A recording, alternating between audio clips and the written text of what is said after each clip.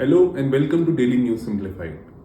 Today we will discuss the important topics that had appeared in the Delhi edition of the Hindu newspaper and understand them as per the demands of UPSC Civil Services Mains as well as prelims examination. The topic for the discussion are listed on your screen. On your screen is the question of the day. The topic on the same has been discussed on the DNS dated 26 March 23 by Ankit sir. Try to answer the question in the stipulated word limit and submit your answer at the ELEARN platform to get it evaluated from the expert evaluators at the RAU'S study circle. Now moving on to the first article of the day that has featured on page 7 of the Hindu basically talks about the obstacle against the human policing. Now this article mentions about the issue of custodial torture, the custodial deaths in India, and we'll try to understand this topic from the perspective of GS4 of our UPSC syllabus. That is, we'll try to understand what are the ethical issues that are involved in the custodial torture as well as deaths and how they become a crime against humanity done by the protectors themselves. Now, the first thing to understand here is custodial torture, which may sometimes lead to death, occurs in the pre-trial phase. Through this article, we try to understand the various ethical issues that are involved. Now, the first ethical issue that this case reflects is the naked violence and cruelty. Now, in the name of extraction of information, violence and brutality are used, and these are the first steps that may ultimately lead to custodial deaths. Now, in the name of extraction of information, for the process of confession ultimately gives rise to the problem. And this violence and cruelty goes against the basic tenets of a dignified life. Now, the second ethical issue that is involved in the case of custodial torture or that of custodial death is there is a lack of safety and the protection. Because many of the police stations where these incidences occur, or the majority of police stations in India, lack the basic medical facilities which can be used to avoid such a problem. The absence of medical attention in these police stations further complicates the situation and leads to a situation where torture can even result into a death. And this is also sometimes seen as denial of right to life, which is promised under Article 21 of the Indian Constitution, thus a violation of the constitutionally guaranteed fundamental rights or the basic human rights which every human being possesses. Now, the third ethical issues that can result from this process is the commitment of suicide. Now, due to the fear psychosis, it is seen that in many incidences people commit suicide in the fear of custody and the resultant torture, which again is a denial of the basic fundamental right to life of any human being. Now, moving on to the next ethical issue, it is not only denial of right to life as enshrined in the Indian Constitution, but custodial torture is also a violation of various laws as provided under the Indian Evidence Act, Police Act, or the CRPC, which puts limitation on the police officers using torture as a mechanism. Further, it is to understand here, though these procedures, that is the Indian Evidence Act, Police Act, or the CRPC, put limitation on the abuse of power of police, but torture is not defined in the Indian Constitution or any other laws. Thus, this gives a loophole where it is exploited and thus goes against the various laws which puts a limitation on them. Further, another thing to understand here is that custodial torture or death reflects a dearth of legal provisions. It reflects a dearth of legal provisions in the judicial system to reprimand law enforcing authorities against their misdoings. Moving on to the next ethical issue that is reflected here is the priority given to the end over the means. Now, police personnel use force in order to seek confession, but the focus here is only on the ends, that is to extract the confession. And during this whole process, the means are nullified or compromised. And this goes against the Gandhian philosophy of giving equal importance to both means as well as the ends, and also against the Kantian kingdom of ends, where human beings are treated as end in themselves. The last ethical issue that custodial torture and death reflects is the lack of accountability and transparency. as there is a lack of accountability, as in many cases it is seen that using force or indulging in torture activities is a low risk activity, wherein people who may even be booked for the offense of custodial torture may at the max get suspended, and after some time, when the matter has cooled down, are reinstated in their respective jobs. Further, this process is also opaque, that is, it lacks transparency. The transparency in the inquiries that are conducted against the police personnel accused of custodial torture, the opaqueness in the methods that are adopted for confession reflects a lack of accountability as well as transparency in this whole scenario. Now that we have discussed the ethical issues that are involved in a case, we need to understand what can be the way forward through which the custodial torture can be minimized and the custodial deaths can be put to an end. The first such measure that can be adopted is the use of body cameras by the police personnel or those examining the accused, and also using automated external defibrillators to avert police custodial deaths. Another method that can be used to solve the problem is use of deception detection test. That is, the police personnel may use polygraph, brain mapping, etc. to find for information through the accused rather than using violence for the same. Further, there is a need to ensure that all the events of custodial torture and the deaths are reported by the district magistrate to the National Human Rights Commission in 24 hours, such that any incidences of increasing custodial torture as well as the accountability mechanism can be enforced in the district. Thus, through adoption of these measures, custodial torture can be reduced and the custodial deaths can be put to an end. With this, we have discussed the various ethical issues that are involved in the custodial torture that may sometimes result in custodial deaths, and we have also seen the possible solution that can be adopted to minimize the incidences. Now, resuming our discussion over the same topic, that is of custodial torture, it also introduces a main topic, that why there is a system or why there is a need for the police reforms. We need to understand that the need for police reforms is even more greater needed, as all the social, human and economic development depends on the rule of law and the maintenance of the law and order in the society. The need for the police reforms in general is needed for the following reasons. First is the colonial legacy. Now, the Indian police system is based on colonial law, and the colonial law was primarily directed to be used as an instrument to suppress the voice of freedom fighters or to enhance the British Raj, and this was done to source maximum profit from India.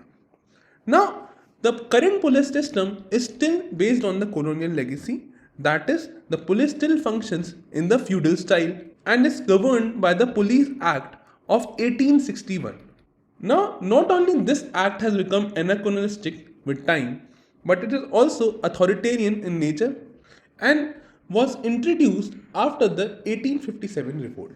Thus, to come out of the colonial hangover and remove the colonial legacy, it is important to introduce police reforms. The second reason behind the police reform is the vacancies and an overburdened force that is present. Now, as for the data, there is a total vacancy of 24 to 25% across the state police forces. Now, the high percentage of vacancies, what it does is to increase the burden on the leftover police personnel, or that is, they create the problem of an overburdened police force. Now, the United Nations has recommended a standard of 222 police personnel per lakh population, but India currently, even while counting the vacancies, is at 181 police personnel per lakh population, and if the vacancies are to be deducted, then the police strength per lakh population falls to just 137, and thus the average policeman ends up having an enormous workload, long working hours, and definitely having low efficiency. The third reason for the police reforms to be immediately addressed is the crime investigation process. Now, crime investigation is a process that requires skills as well as proper training to be done. However, in case of India, the Law Commission and the Second Administrative Reform Commission in their report have noted that state police officers neglect this responsibility. That is, the responsibility of crime investigation is often neglected due to the already overburdened and understaffed nature of the police forces. Further, it was also observed in the same report that the police personnel have insufficient legal knowledge, which further complicates the problem.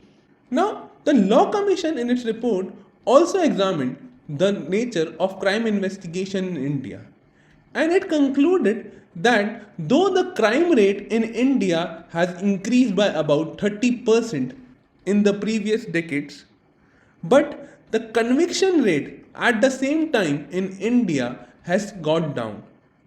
And this lower convictions reflect the decreasing efficiency of the police personnel and police as a whole. And the reason behind the low convictions can be attributed to the fact there is poor quality of investigation done by the police forces across different states.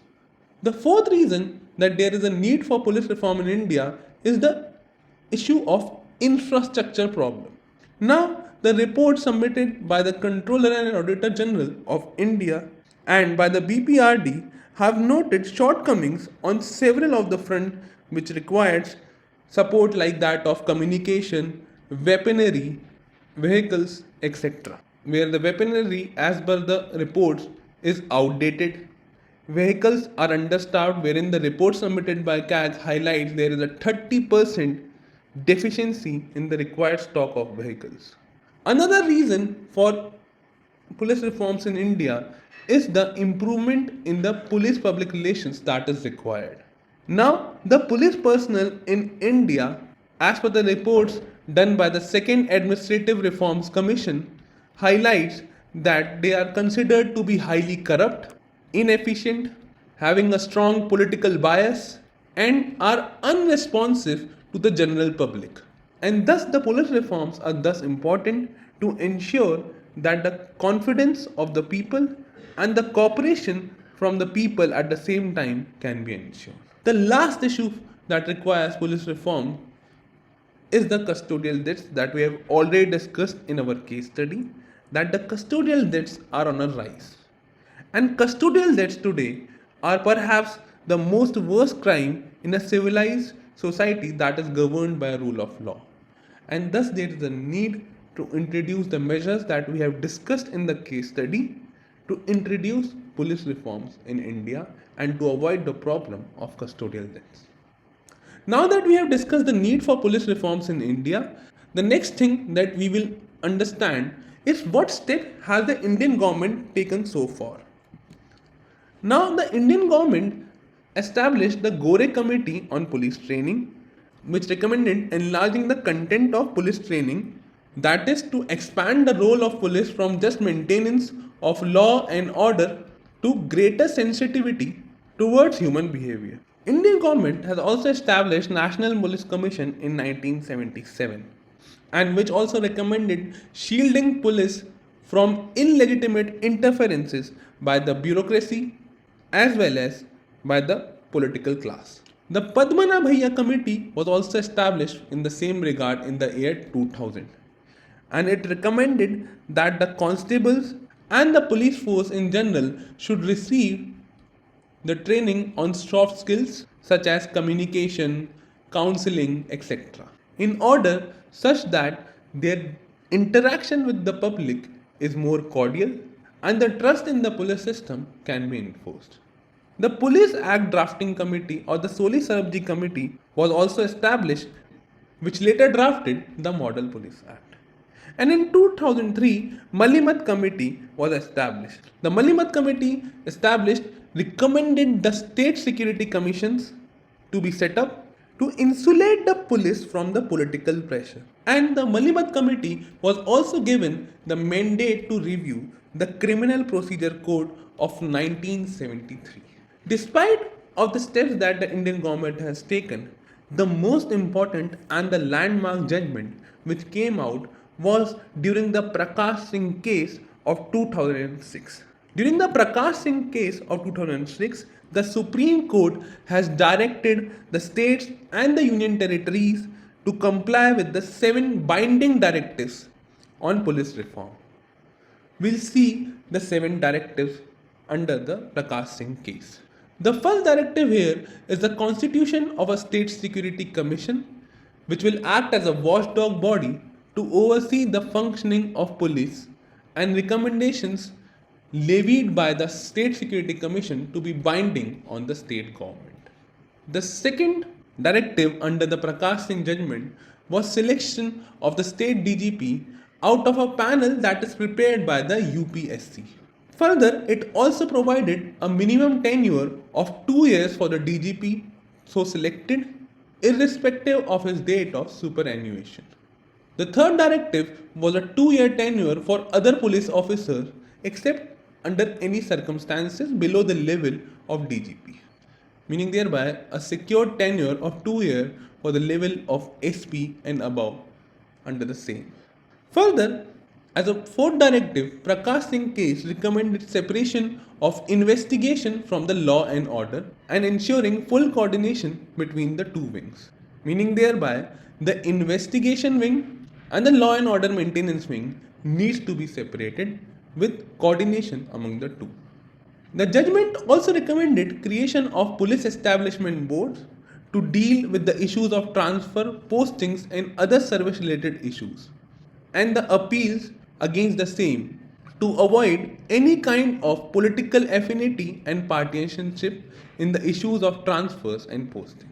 The case also recommended establishment of police complaint authorities at the state as well as the district level to look into the complaint against the police officers regarding their conduct or the corrupt activities they could have indulged in. And at the last, the Prakash Singh judgment recommended constitution of a National Security Commission at the union level to prepare the panels for selection of chiefs of central police organization, for example that of CBI, etc., and to review measures to upgrade their effectiveness. Now, though the Prakash Singh judgment was made in 2006, in 2008, the Supreme Court established the K.T. Thomas Committee. Now, this committee was directed to implement the decisions of Prakash Singh. The committee submitted its report in 2010 and said that no state in India has fully complied with the Supreme Court directive as under the Prakash Singh judgment case. So, any question that will inquire or ask about the reforms that are needed in the police system will always include the points from the Prakash Singh judgment. That is, it will always have a recommendation that it is a time to implement the directives under the Prakash Singh judgment. Apart from that, in the recent time, in 2020, a 5-member committee for the reforms in criminal law has been set up by the Union Ministry of Home Affairs. And the mandate of the committee was to recommend reforms in the criminal laws of the country. In 2018, Supreme Court has restrained the state governments from appointing DGP without consulting the UPSC. And the state government is now concerned to send the names to the UPSC of the probable officers to be appointed as the DGP. Thus, this judgment was in line with the recommendation or the directive as given under the Prakash Singh case. With this, we have seen not only the case study regarding the custodial torture and custodial deaths, we have also seen the need for the police reforms in India. We have seen that what step the Indian government has already taken, and we have also discussed the Prakash Singh directives as it was given under the Prakash Singh judgment. Moving on to the next article of the day that has appeared on page 8 of the Hindu under the text and context section, basically talks about the NPCI's new circular on the levy charges. Now, the NPCI, or the National Payments Corporation of India, which governs the UPI, has intimidated banks and the payment service providers that they can now levy charges on merchant transactions made through prepaid instrument wallet using UPI. Now, the NPCI under its circular has mandated that the PPIs such as gift card, wallet, etc. for the transactions on the UPI and interchange fees of up to 1.1% can be levied. Further, the NPCI also came out with the clarification that no charge will be there on normal bank to bank UPI transaction, and the new interchange charges are only applicable for the prepaid instruments or the PPI. Now, through this article, we'll try to understand what basically is the prepaid instruments, what is the issue of interoperability of prepaid instruments, how does PPI interoperability works, what will be the impact on merchants as well as the end consumers, and also at the last we'll try to understand about NPCI and UPI as an organization. And also at the last we will try to understand about the NPCI and the UPI. Now this topic is important under the GS3 section for our examination, and UPSC in the year 2017 has asked a question on UPI. So you can try to answer the question and submit the answer in the comment section. Now moving on with the topic, the first thing to understand is the PPI or the prepaid payment instruments. Before even starting our discussion on PPI, we'll understand the process, what basically the earlier process was. Now, after demonetization, when the digitalization picked up, there was a issue. With the round of digitalization, wallets or the e-wallets were introduced. Now, before the introduction of UPI, if the person A wants to send money to person B, what used to happen here was person A first had to add money into his wallet account. That would be done through the respective bank by the use of credit or the debit cards. Now the person A can send the money to person B in the same wallet of what he has been using. For example, person A has added money into the Paytm wallet and the money was transferred to the Paytm wallet of person B. And for the person B to transfer this money back into the bank account, a charge was levied here which was close to around 3%. Now, with the introduction of the United Payment Interface, that is the UPI, person to person lending was basically allowed, and wherein person A can directly transfer the money to person B into the bank accounts through using UPI. And this eliminated the cost that was levied by the aggregator, in this case Paytm, when the money was added from the wallet to the bank account. Now that we have understood what was the mechanism before, we'll try to understand the prepaid instrument. Now the prepaid instruments are nothing but are payment methods which are used to purchase goods and services, to send or receive money by using the stored value in the wallet. And users, by the very name it is clear, has to preload the wallet with a desired amount. And PPIs can be in the form of mobile wallets, that is the Paytm wallet or the PhonePe wallet, smart cards, tokens, vouchers, or even gift cards. These are all the examples of the prepaid instrument. Now the only thing to understand here is, in order to use them, the amount has to be preloaded first, and this preloading of money is done through credit card, debit card, or any other approved payment method in India via UPI, etc. Another thing to understand here is that the prepaid instruments in India can only be used in Indian rupees. Now that we have understood what are prepaid instruments, we have also seen the earlier mechanism wherein the money was first loaded into the wallet account and later transferred. We'll try to understand the next concept about the PPI interoperability.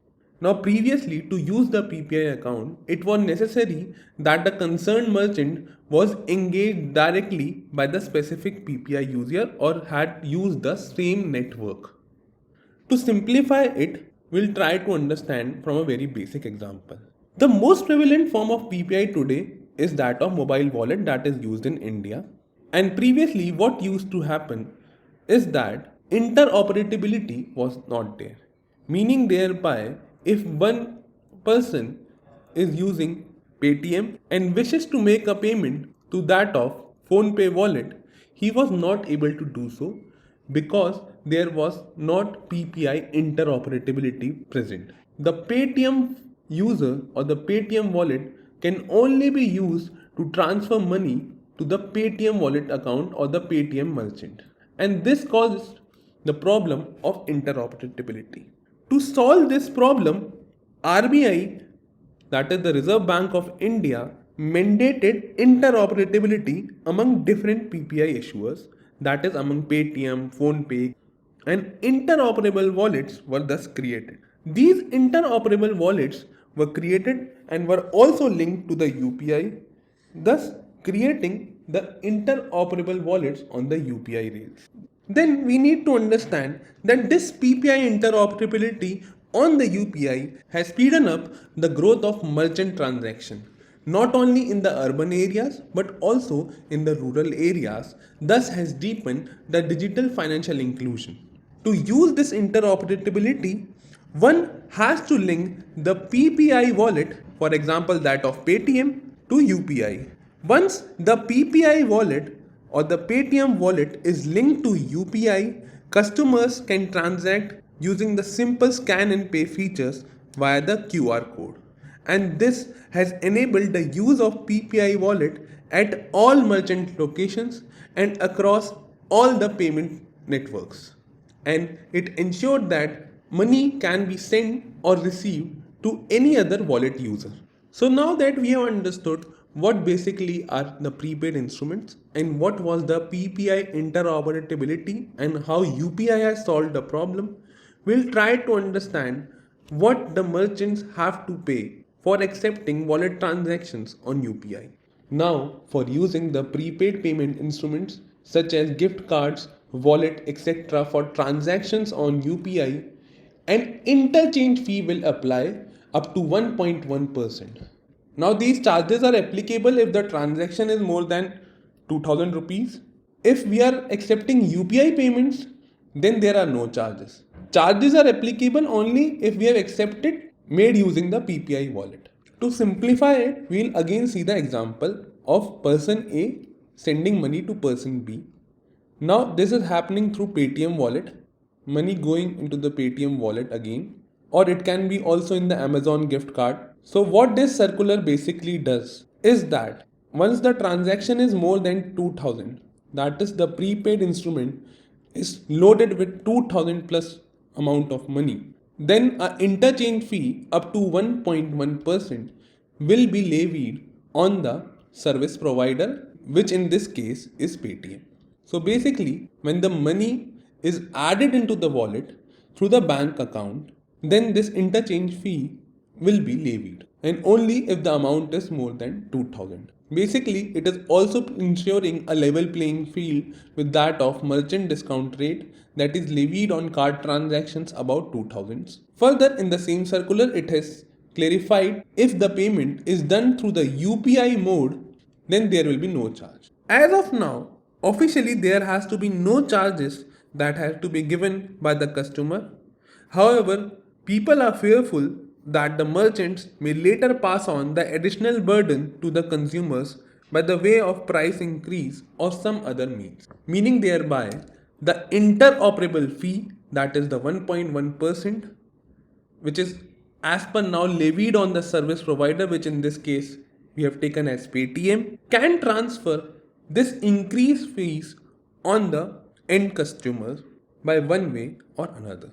Now that we have understood what basically was the prepaid payment instruments, how the prepaid payment interoperability was ensured, and what basically this new interchange fees is levied upon, we'll try to understand what NPCI and UPI is. Now, the National Payment Corporation of India is an umbrella organization which is operating retail payments and settlement systems in India. Now, NPCI is an initiative of the Reserve Bank of India along with the Indian Bank Association and was established as per the provisions of the Payment and Settlement System Act of 2007. NPCI has 10 core promoter banks, which includes banks like that of SBI, Punjab National Bank, ICCI, HDFC Bank, etc. And NPCI is focused on bringing the innovations in the retail payment system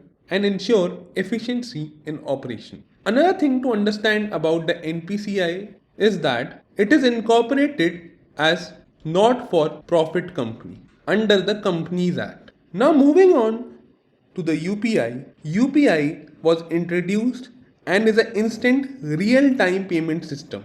This system was developed by the National Payment Corporation of India. This system works on the IMPS architecture or the IMPS infrastructure, which enables the immediate payment.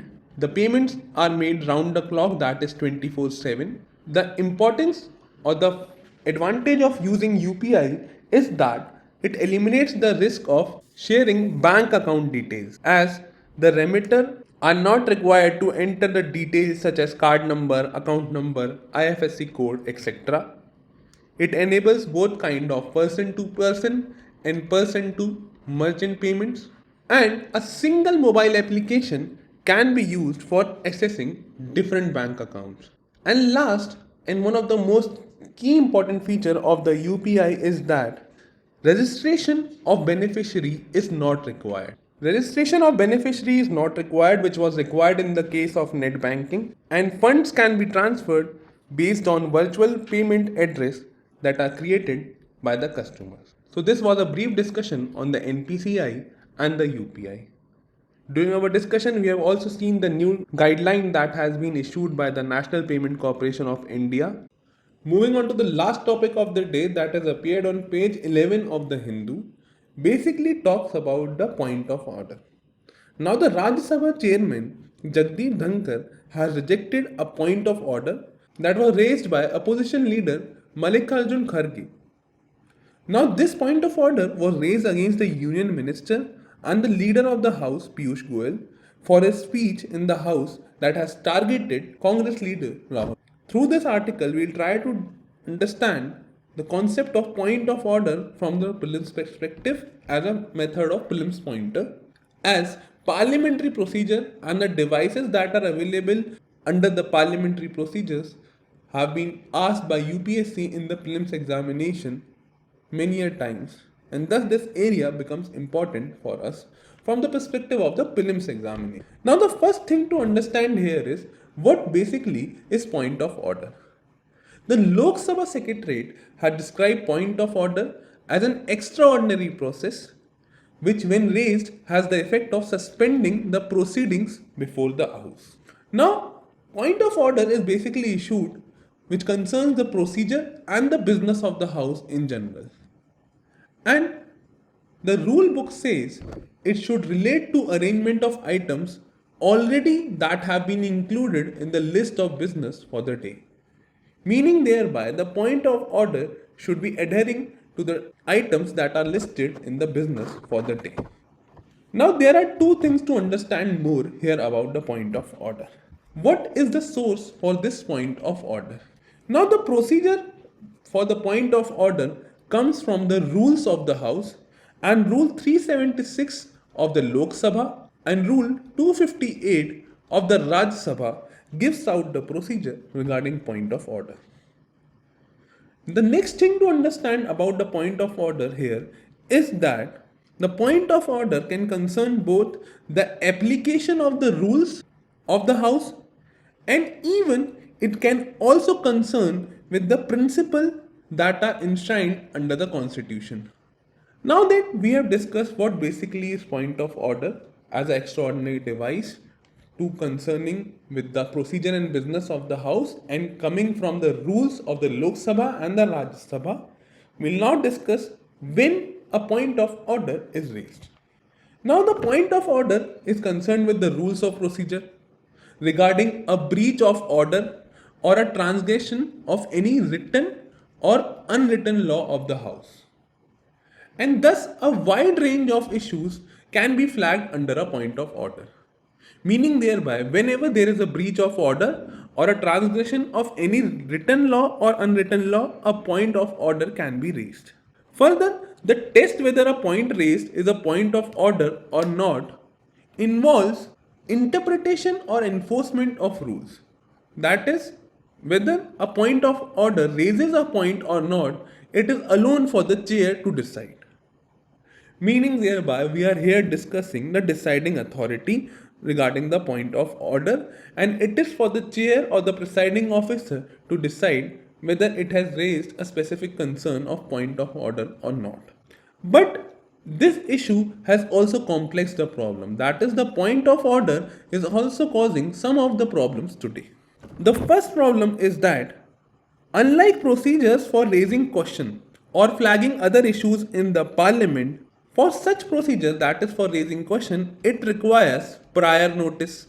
Meaning thereby, if one of the member of parliament has to ask a specific question, then a prior notice for the same should be given by the member. But a point of order does not need any prior notice.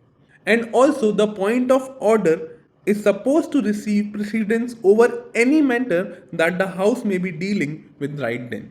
Further, the another question or the another problem that the point of order raises is that the decision by the presiding officer can be made on the issue of point of order, that is to reject it or to accept the point of order, can only be done when at least he hears a substantial portion of the order.